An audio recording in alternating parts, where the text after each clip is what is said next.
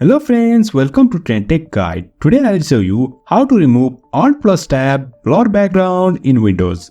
So if you are new to our channel, don't forget to subscribe.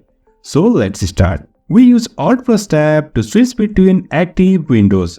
But while using so, sometimes the background becomes blurred. So to solve this problem, first of all head on to Start and search for color. And over here you'll find this color setting. Click on this and you'll find this interface of color. Over here you'll find this transparency effect. You can see it is turned on. To remove the background blur effect, just turn this off. And now the problem will be solved. So in this way we can remove alt+tab blur background effect in Windows. This will work on Windows 10 as well as in Windows 11. Comment below if this helped you. So if you find this helpful, don't forget to subscribe.